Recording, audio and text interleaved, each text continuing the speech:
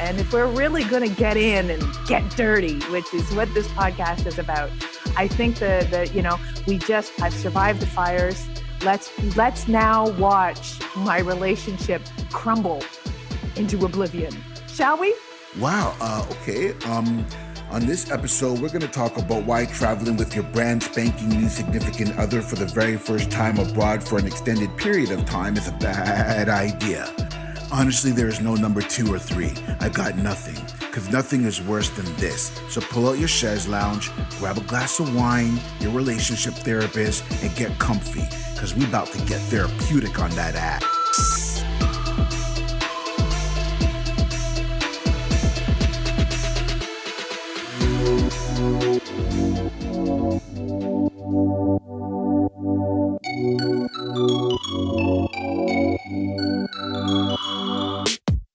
You're listening to the Travel Horror Stories podcast, a show that listens to real stories from travel bloggers and travelers just like you. Then we unpack those stories to discuss safety tricks, prevention treats, horror hacks, and follow-up tactics. The goal is to turn travel nightmares into dreams of beaches, sunshine, and margaritas.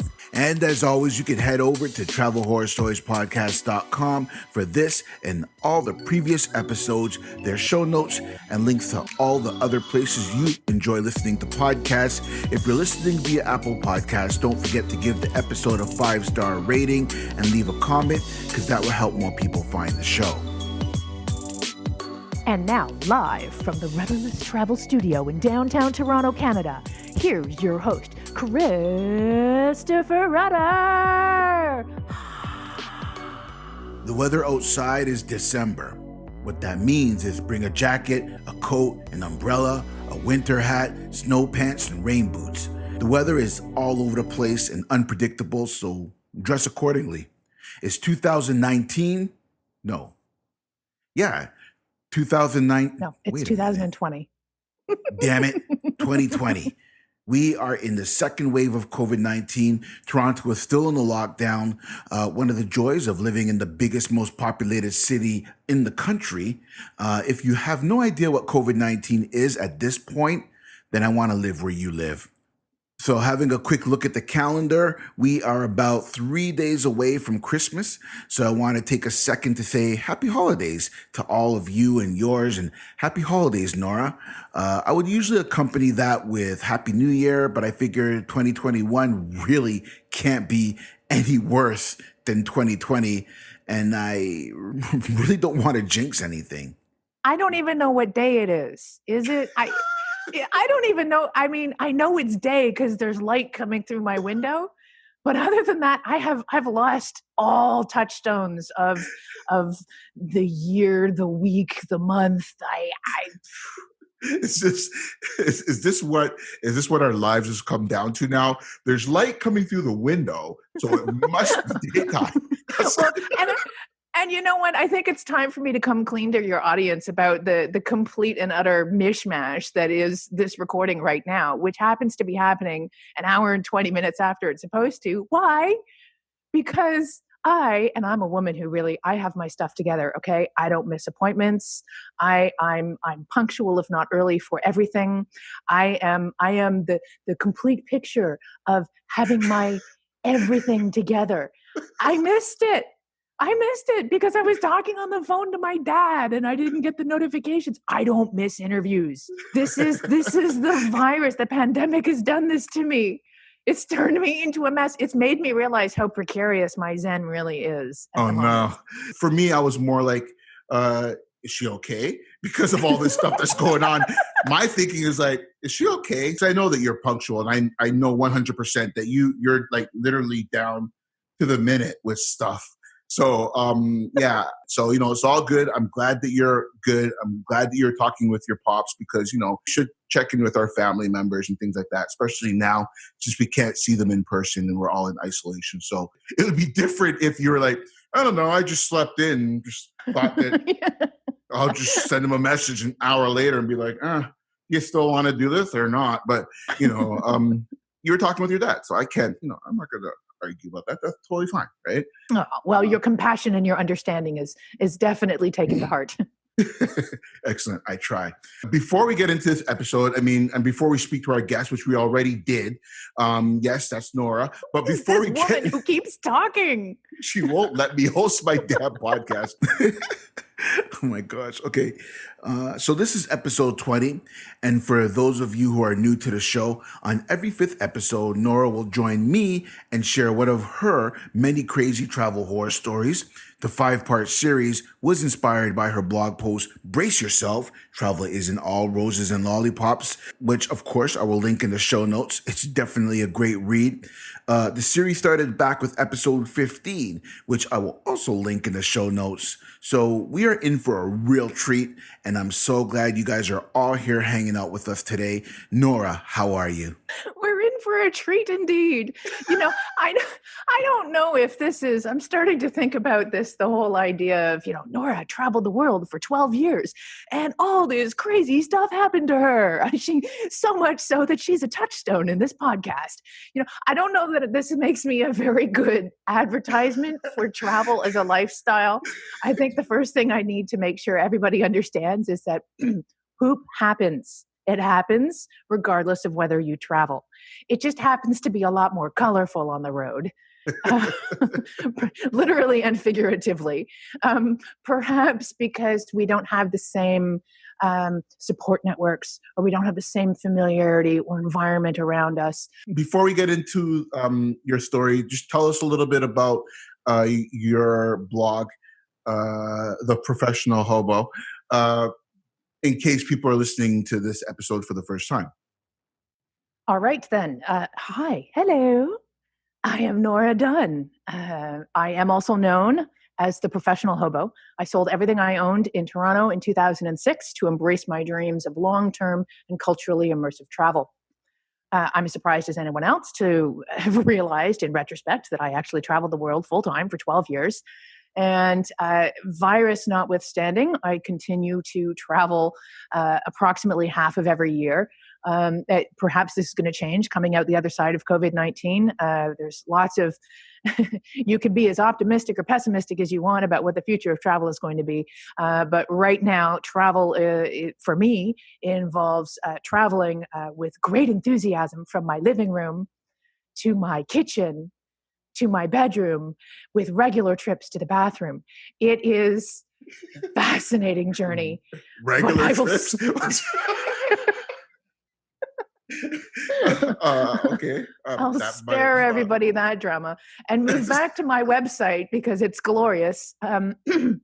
When we can travel again, you will be riveted by the content thereof, because it's not just all of my cultural observations and armchair misadventures, but I also teach people how to travel full-time in a financially sustainable way. So not only do I speak about travel, but I do parlay my former expertise as a financial planner into my content to teach people how to organize all the stuff they don't want to think about, so they can travel responsibly, safely, and much longer than they ever thought they could. Awesome. Do you want to play a game? Of course I want to play a game. Excellent. Let's play 3 stories, 2 truths, 1 lie. Nora is going to tell me 3 stories. 2 of them are going to be true. 1 of them is going to be a lie, and I'm going to have to try to guess the lie. At the very moment, I won the last round, so I'm 1 up right now. So let's see if she can stomp me. All right, I'm totally going to stump you on this one. This is it. I've got this one. Right. It's in the bag already. You know what? You may as well concede right now, but we'll go through the exercise of me telling my 3 stories anyway, because they're really good. Now, we have a theme, and the theme is interactions I've had with famous people.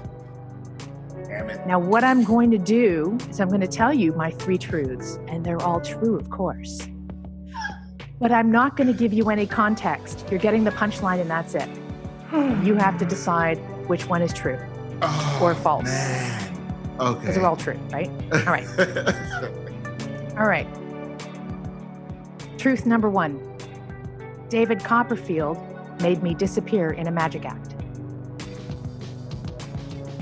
Truth number 2. David Carradine barked at me. Truth number 3. Woody Harrelson taught me to ride a Segway. Go. Man. Oh, yeah. Damn you. Oh, she stepped it up big time. Yeah. I have nothing for the next episode. I don't know what I'm going to do. This is it. This is my best material right here. Okay, so at this point, the thing about you and for the listeners to understand about Nora is that, I mean, anything's on the table, really, with her. Anything. Like there's a possibility that anything could be possible. There's no maybe that doesn't sound true. It's almost like she literally has done it all. So I don't even know. Okay, I'm just gonna have to go with David Copperfield. David Copperfield made me disappear in a magic act. That's true. Damn. That was a lot of fun, by the way. I just got, it was one of those things you get called up by the audience, and there I was. It was great. No. Oh, man. Okay, so which one is a lie? Woody Harrelson did not teach me to ride a Segway. I filmed a movie with Woody Harrelson. He was there and he had a Segway, but he taught one of the other actors that I was with to ride the Segway. I was actually too scared. I was afraid I was going to fall off and embarrass him or embarrass myself in front of him. Oh my gosh. Which, if you're asking, this does mean, yes, David Carradine did bark at me. That was his, I don't know what happened there. I was a regular on Kung Fu, The Legend Continues with David Carradine.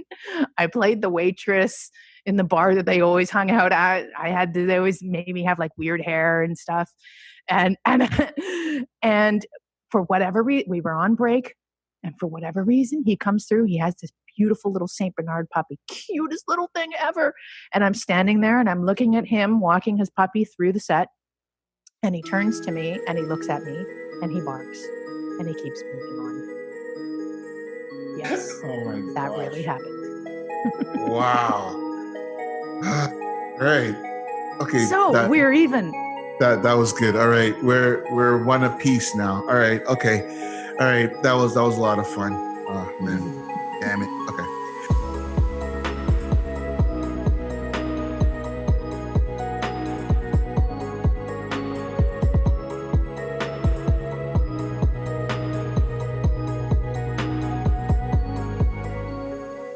What do you feel like talking about today?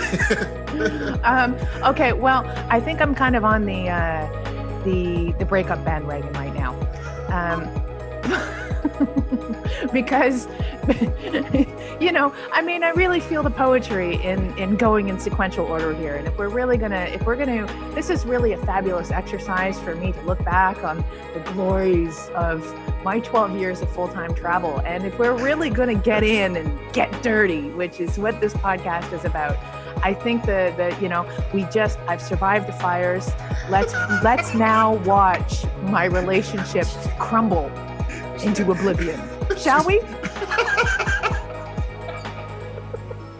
What we're going to be talking about today rings home all the things that change in a relationship when you travel together. And the story, spoiler alert, it doesn't have a happy ending, but it does have many, many practical lessons learned. So this will be both educational and, if not inspirational, entertaining. Fantastic. And that's all we ask for, to be a little bit entertained and to learn a little something, something. That's all. Off you go then. And begin. Woo. Well, I think this story needs to start where any good story starts, which is at the beginning. And this particular beginning begins before I actually started traveling full time. I'd been dating a fellow, we'll call him Kelly, and we'd been dating for about 6 months when I decided that I was going to sell everything to travel full time. Now, 6 months is unfortunate, really, because it was too long a period of time for us to have been together for me to go, okay, well then, bye, I'm off, see you never. And it was too short a period of time for us to have been together for me to say, want to come? So I opted for door number 2. I said, want to come? And he adopted my mission to travel the world full time with all the enthusiasm of a puppy dog. Uh-huh. And it was, the good news is it was a wonderful thing, because going through the exercise of selling everything that I owned, and he did the same thing as well, and going through the the preparation phases for traveling full time, and starting to hit the road together, is all of that is very intimidating. So there was an element of solidarity that personally I found was greatly helpful in getting me out the door. I knew I wasn't doing it alone. I had someone to share these experiences with. So would I have done it on my own anyway? Sure, I would have. Was it infinitely easier to do it with Kelly? Yes, it was. But that's where the happiness ended. Oh no. Like as soon as you got on the plane or as soon as you got off the plane? Well, I jest. We lasted almost 3 years on the road together. Oh gosh. Okay. So this is, you hang your head. Don't hang your head. 3 years, we had a good run. No, that's what I'm saying. 3 years that's a long time. The first thing that I wrote an article about how travel can be hard on a relationship, and I wrote it on the back of my experiences with Kelly. But something that I'm not sure that I really covered in as in-depth a way as I'm going to right now. Ooh. This is an exclusive with Christopher Rudder. Exclusive. I like exclusives. Is that he adopted the travel lifestyle with all the enthusiasm of a puppy dog, but the reality was, I don't think he really wanted to travel. Oh. So we started off completely unwittingly, both of us, not on the same foot. Oh no. And this played out in a variety of ways almost immediately. First of all, we weren't on the same foot financially. I was a financial planner. Before I was a financial planner, I was a financial planner. So I'd always been very responsible with my money. I'd always saved and invested a huge portion of my income for the future. So by the time I reached the age of 30, I'd actually set up my financial future quite well, such that I knew that if I, embarked on this random lifestyle where I may or may not be making much, if any, money, that at least my retirement was taken care of.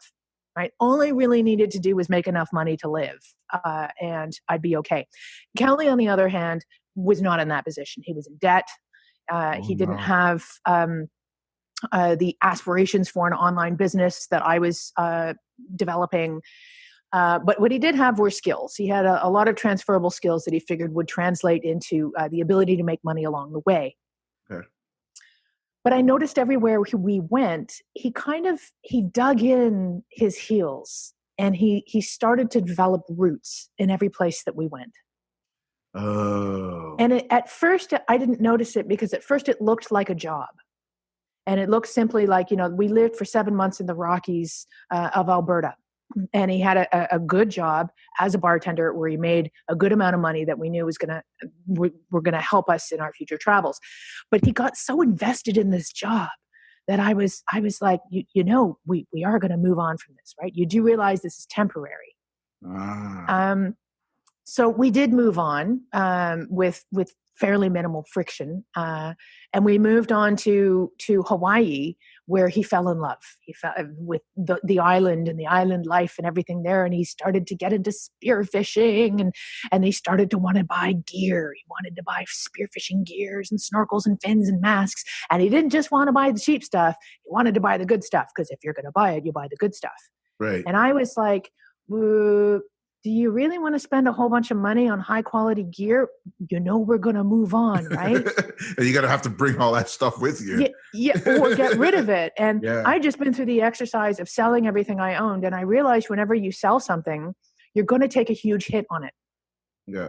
Yeah. And I had taken a huge hit on all the things that I had owned. I didn't want to repeat that exercise, and I didn't want Kelly to repeat the exercise either. So it was one of many kind of signs along the way that he was not entirely on board Right. for the lifestyle that I had signed up for, and that he had by virtue signed up for with me. Right. So by the time we hit Australia, this was another place that he'd fallen completely in love with the place. And he expressed his love of Australia in various ways. But the real penny dropped. The first real, oh my God, did that just happen? Conversation we had was when he'd run out of money. Oh no. Money is always the thing that tears relationships apart, whether you're at home in your own country or whether you're abroad. Straight up. Absolutely. And as a financial planner, I thought I had that covered because we talked about money, we communicated, we were open about our finances, and we had a rule. And the rule was when your savings dip below $3,000, you tell me. Okay. Because $3,000 in my head was a reasonable emergency fund to have. It was also, once the funds dip below that, we have to start reevaluating, either making more money, going back home, finding something different to do. You don't want to get stuck on the other side of the world, not having any money. He blew through $3,000. He didn't tell me. He blew through $1,500. He didn't even tell me. He told me when he had less than $1,000 left in the bank. Oh, stop. Oh, man. And we were in Australia. Ah. Now, by this point, our relationship, for other reasons, was already in peril. Right. Okay. I'd already seen enough writing on the wall to realize that we were not going to make it through the long haul. And he tells me this. And now it's like, well, now I can't leave him in Australia. Oh, man. Like, even if I wanted to break up, we can't, because he has no money. I can't leave him penniless in Australia, and I'm certainly not going to pay for him to get on a plane to go home to. He didn't have a home in Canada, so what was he going to do? Wow. So this basically forced me into a position where I had to become financially responsible for him as well. Now, he did his best really to work, but he was finding that he discovered that finding jobs under the table when you travel is not as easy as he had hoped it would be. Mm-hmm. It took months sometimes to find a gig, and that gig would pay. I mean, none of this was legal. We were on tourist visas, so you had to find someone who was prepared to pay you under the table, right, in cash, and that inevitably ended up being less than you could earn if you were working traditionally. Yeah. So, he was really trying very hard, but it wasn't happening. And then, things went from bad to worse when he spilled coffee all over his computer, and his computer stopped working. And he had aspirations of becoming a musician. He was creating music with his laptop and all this other gear that he bought that made, again, traveling lightly was impossible with him because of all this gear he had and these aspirations he had towards being a musician that thus far had not, certainly not, paid any bills, shall we say. Oh, gosh. So then, then I felt bad for him, and then I bought him a laptop, and then, one thing after another, and the balance of our relationship shifted. Mm. And it shifted in ways that ultimately we were unable to recover from. But ultimately, I had also acquiesced to, okay, well, we can't break up until something breaks us up. I cannot leave him until something else happens that means he'll be okay. Now, the something that did happen was Australia's worst ever natural disaster, the bushfires. Yay! Isn't that fantastic? Yes. As I said earlier, it's episode 15 for those who'd like to listen to it right after this episode. You can hear the whole scoop of that 5 episodes ago. But amazingly, what the upshot of this that was great was because of the humanitarian work we did in the aftermath of these bushfires that we were ultimately stuck in the middle of. The Australian government and the Canadian embassy banded together to extend our Australian visas and give us working rights. Ah, wicked. Okay, so that works. This was the lifesaver, because then this allowed Kelly to get a job. And we already had connections with an outdoor education company. And this was exactly along the lines of what he used to do back in Canada. So it was perfect. And he got hired. And just like every other time that he'd done when he'd gotten a job on the road, he threw himself body and soul into it. Wow. Now, that's okay because it meant he was bringing in some money and he was replenishing his coffers. But it also meant that a lot of time was ticking by and we were still in Australia. And my itchy feet had long ago begged that I hit the road again. So now there's a little bit of resentment on your part, probably. Yep, definitely some resentment started hitting in. And the resentment was got to a new level when, after a year of working for this company, where by this stage of the game, he had enough money for us to hit the road again. He instead dedicated himself to renewing his work visa with them under the guise that he was needed. Oh, they need me. They need me, and they're going to sponsor me to stay for another year. I have to stay for at least another year. Oh, man.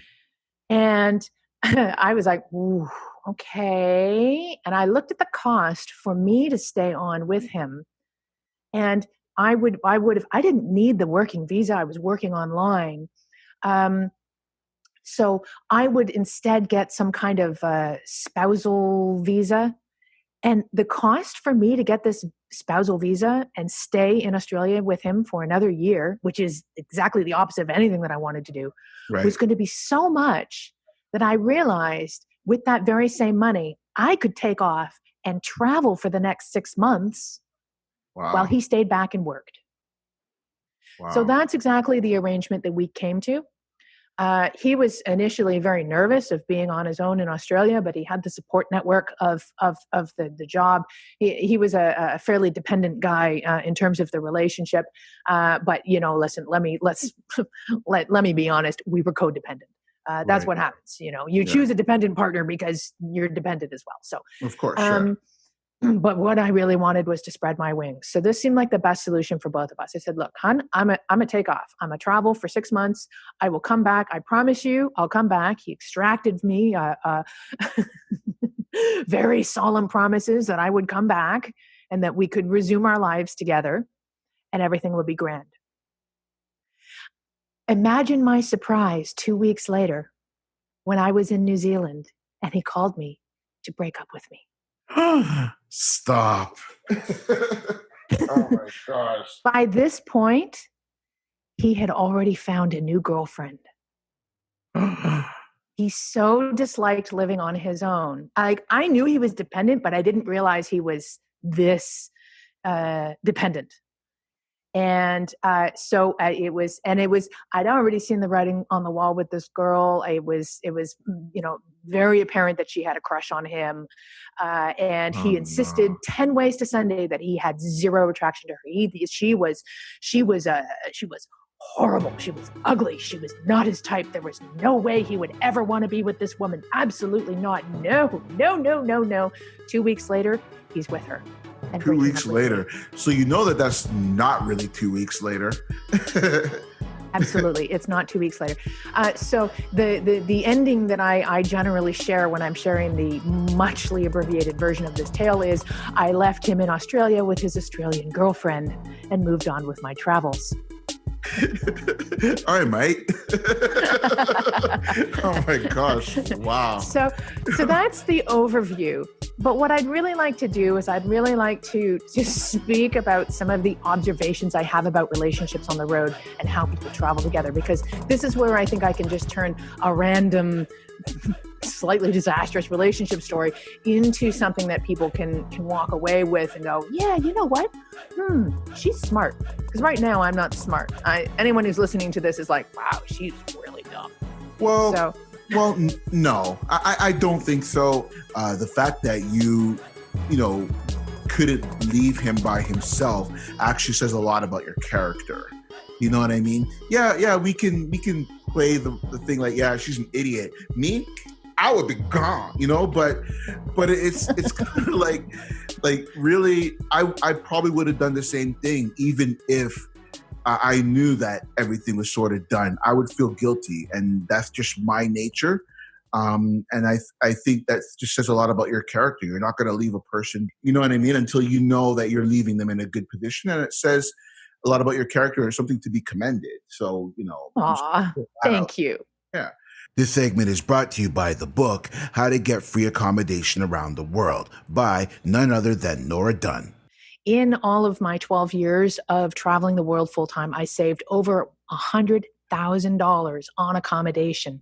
And I had incredible, culturally immersive and rewarding experiences in so doing. I also stayed in beautiful spots around the world. So getting free accommodation does not mean sacrificing on style.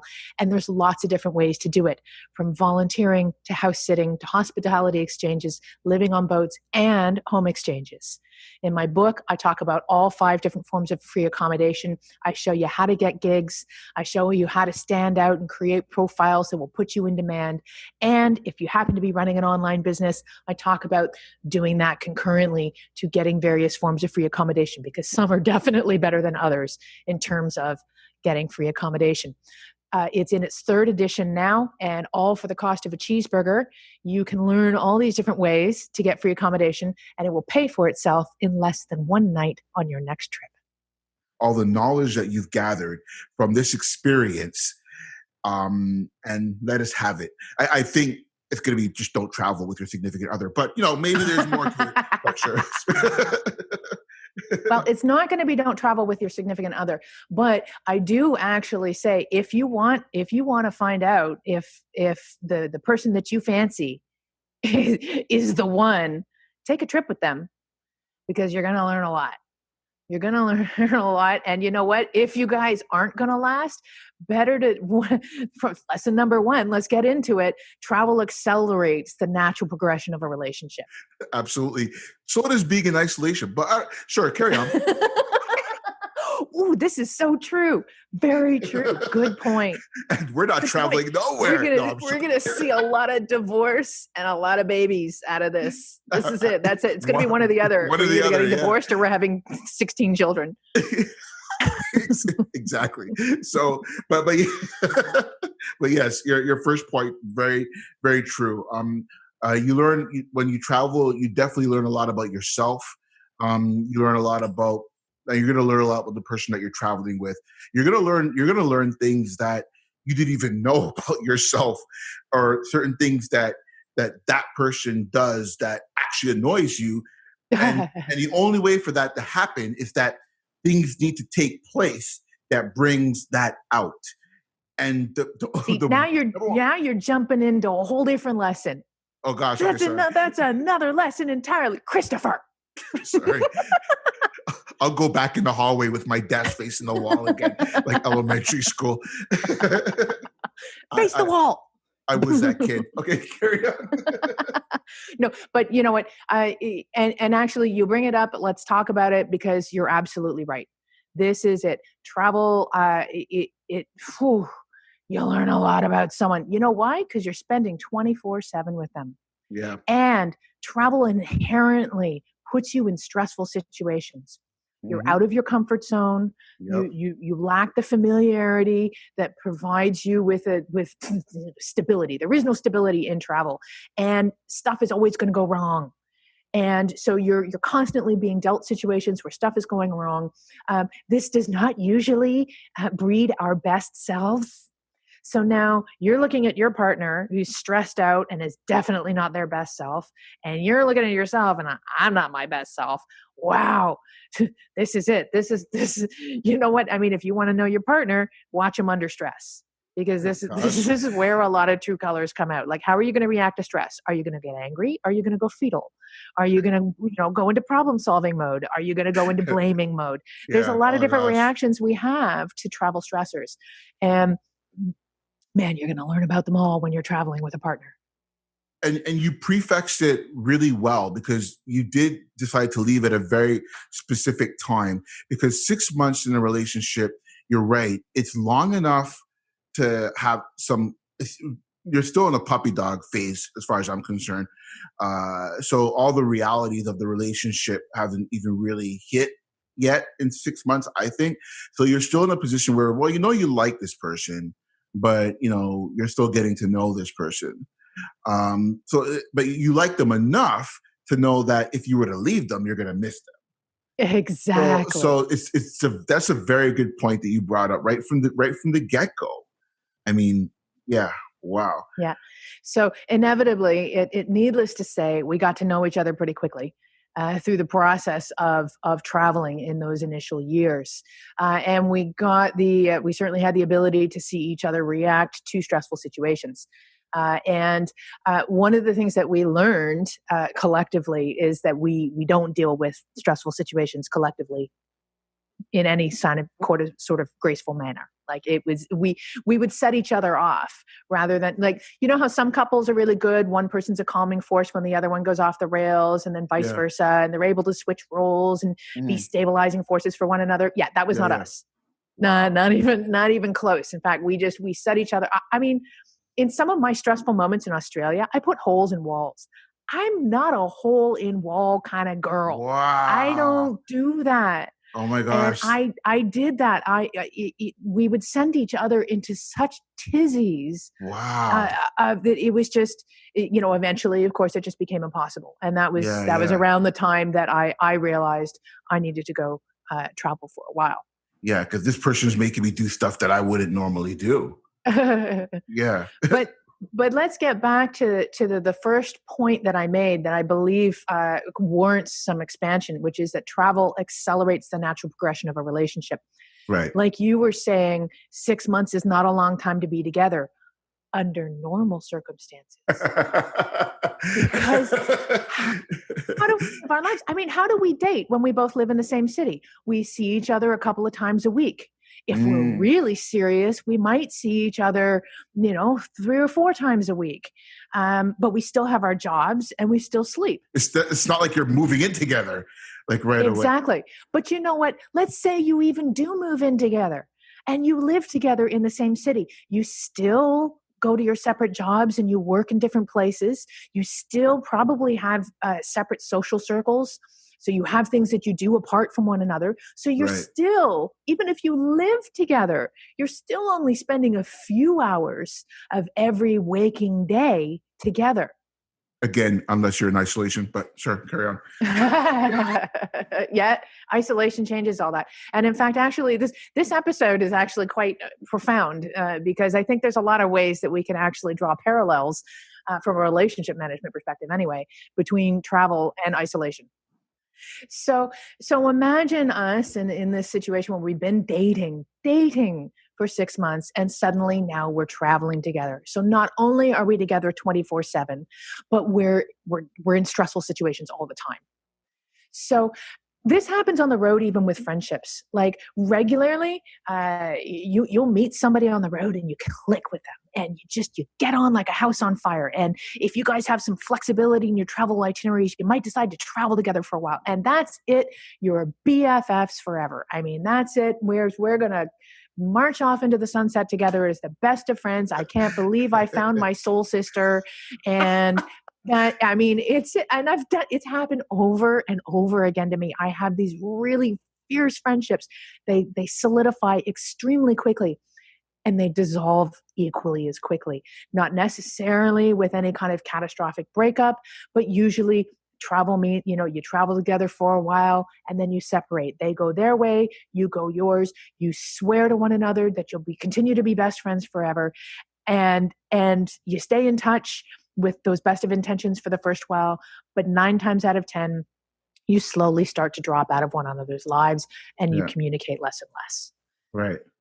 Or, the flip side of that is you might actually have an equally intense argument that results in an equally intense ending to the friendship as the beginning was.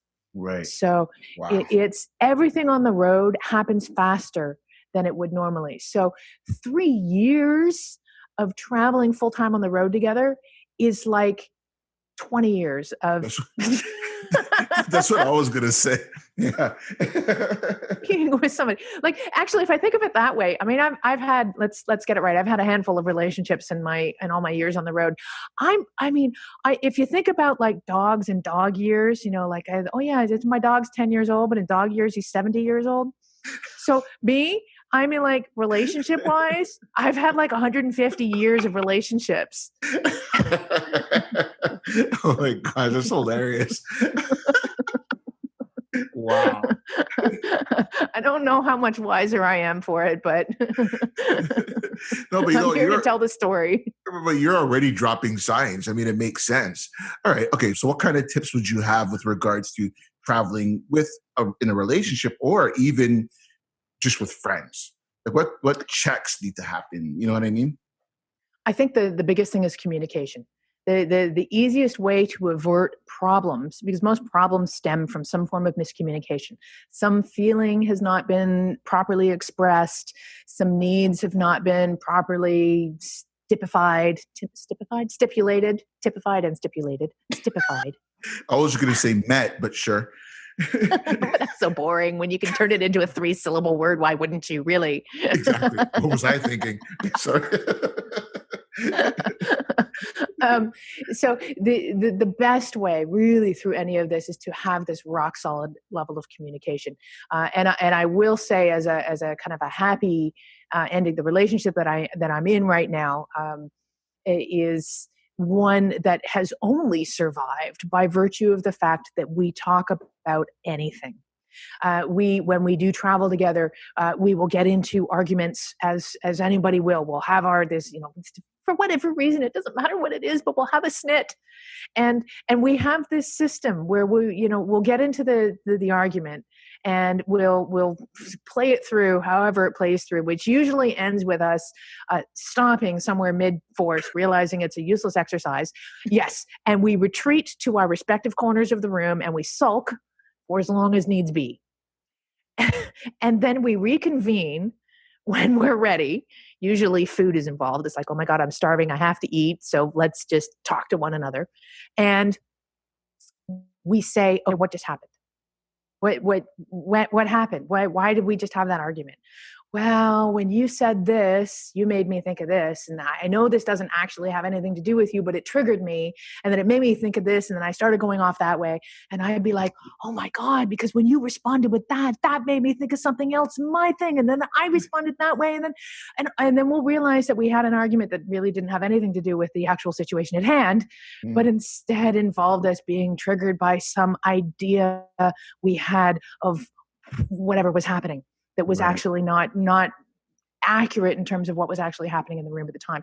So then we're able to talk about it. And usually what we do is we put a measure in place where we say, okay, I don't want to trigger you again. I don't want you to trigger me again like that. So if this happens again, like if you end up saying something that triggers me and makes me think this, instead of responding emotionally like I did this time that led to an argument, I'm going to stop the whole thing before it starts. And I'm going to stop it with like a safe word.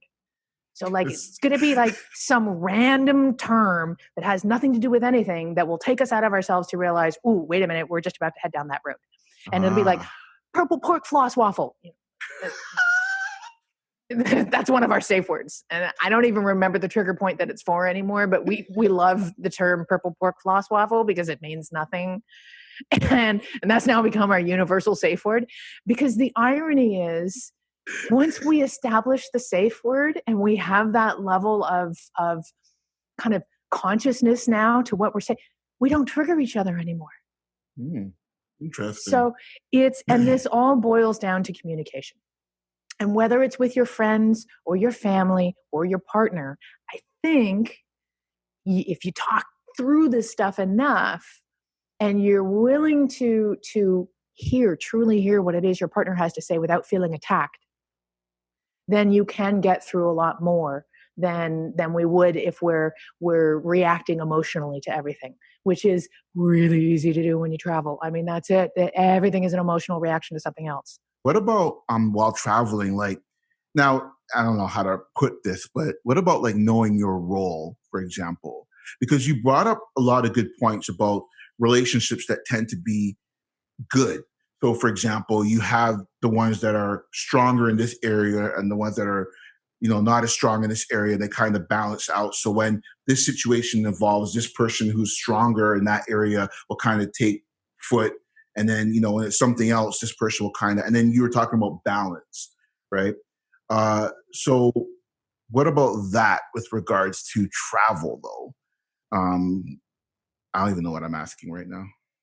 You know what I do, and I think it's a great. I think this really boils down to. I think what we're really talking about now are relationships in general, but it's certainly when you take it and put the relationship in the context of travel, everything is accelerated.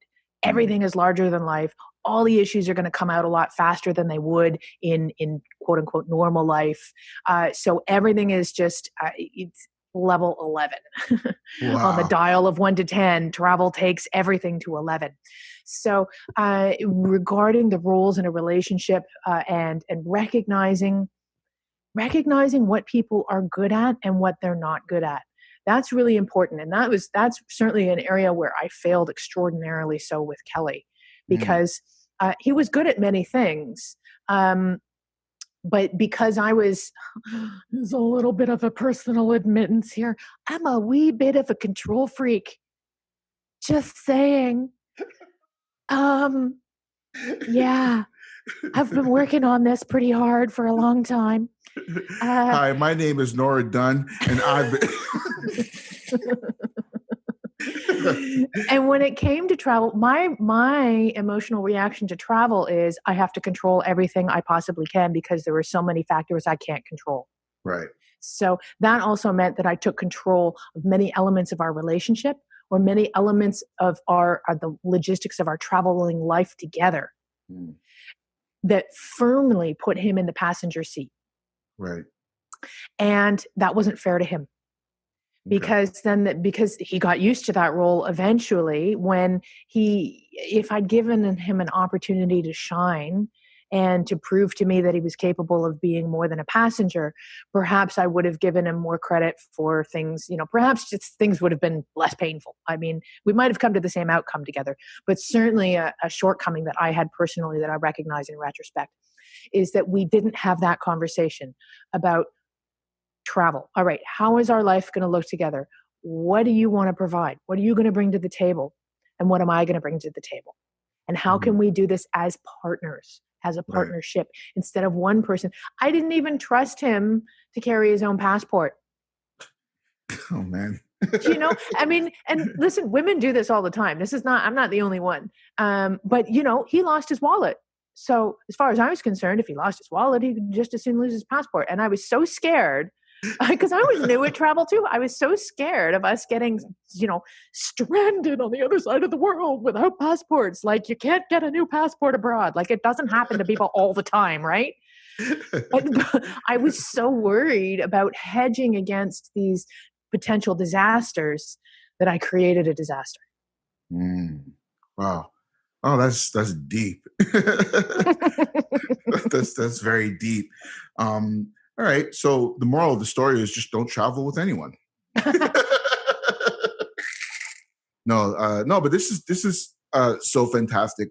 Thank you so much for sharing your insight on that, because it's very unique, and I never really thought about relationships as an actual travel horror story. But leave it to Nora, and she can turn anything into a disaster. Woo! No, I wasn't going to say that. But, well, in truth, listen, the relationship wasn't a disaster or a horror story. Because again, this can happen anywhere. And a lot of the stuff in travel can happen anywhere in the world. It's more colorful on the road, certainly. And what it does do is it highlights the pitfalls that can happen on the road to a relationship. Right. And listen, I got other breakups I could share with you as well. There was that time I was dumped by instant message. Oh, that was fun. There was that other time I was house sitting and then we broke up, and then I never returned to the place where we actually came from, where all my stuff was. Yeah, that was fun too. But listen, every travel experience, and hopefully the listeners of your podcast will understand that. I mean, we tell everything with a little bit of a sensationalistic, thrill of the misadventure kind of view, but really everything can be reframed any way you want to reframe it. And yes, it was a disaster, but it was an opportunity. Yes, it was horrific, but it was also a learning experience. And people often ask me, what would you redo? If you could redo anything in your life on the road, what would you do differently? And I say nothing. Yes, I've had a lot of really weird things happen to me on the road, but every experience helped make me who I am today, and helped me, led me in one way or another to where I'm sitting right now, physically and metaphysically. And I couldn't imagine my life in any other way. Yeah.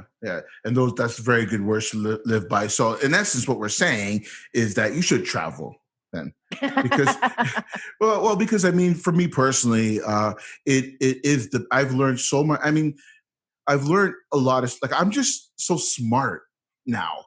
It sounds funny, you're but modest too. I know. You've said that to me before. Because you've said that before. Yeah, exactly. No, but some things never change. Exactly. No, but I was just saying, like after you visit, when I write my itineraries, or when I research about a place before I go there, then I get there, then I talk with the locals, and I understand different ways of living and different lifestyles and different history and different facts and different stories. Then you just know stuff all of a sudden, right? But on a deeper level, when you go through all this stuff, you learn the most about yourself, right? Yeah. So you learn like, what am I made of? What can I not tolerate? What can I not deal with? What is difficult for me? What makes me happy? What makes me sad? Like, travel just brings all this stuff out in you. How do I feel safe? What am I not safe? It just brings all these things out. So, I mean, to travel is, if anything, is to learn about yourself, because I can't think of anything else where you will learn about yourself as much as travel will teach you. Absolutely. And even if that's not what you set out to do, you'll learn about yourself. You'll learn about yourself regardless. Yeah. There's that saying, people often say you're either traveling to run away from something or you're looking for something. And the irony of that, of course, is anyone who's looking to run away for something realizes that no matter where you travel or no matter how far you travel, there you are. Yeah. You're trying to run away from yourself. Yeah. It doesn't work very well. What the hell? You're still here? Go away. No. Where can people find you? People can find me at theprofessionalhobo.com. And there you will find all kinds of adventures, misadventures, and tools and tricks to help you travel long, short, or medium term in creative and effective ways. Oh my gosh, thank you so much for doing this. And I can't wait to hang out with you again on episode 25. With great pleasure. It's always a lot of fun. I love your laugh. You make me feel funnier than I think I really am. So I appreciate you for drawing my inner comedian out. Nope. It's not that hard. Trust me. Just whenever I'm around you, it's automatically start laughing and joking. It's really not that hard, to be honest. Make it very easy. No, this is so much fun. Totally awesome. All right, case closed. That's it for this episode. I hope you enjoyed it. Don't forget that you can listen to this show over at www.travelhorrorstoriespodcast.com. And if you're listening on your mobile device, please take a second to give the episode a 5-star rating and leave a comment. It really helps the show, and episodes get discovered by more people. Plus, your feedback will help me tweak and change the show to make it the best show on the internet. Yes, cheers.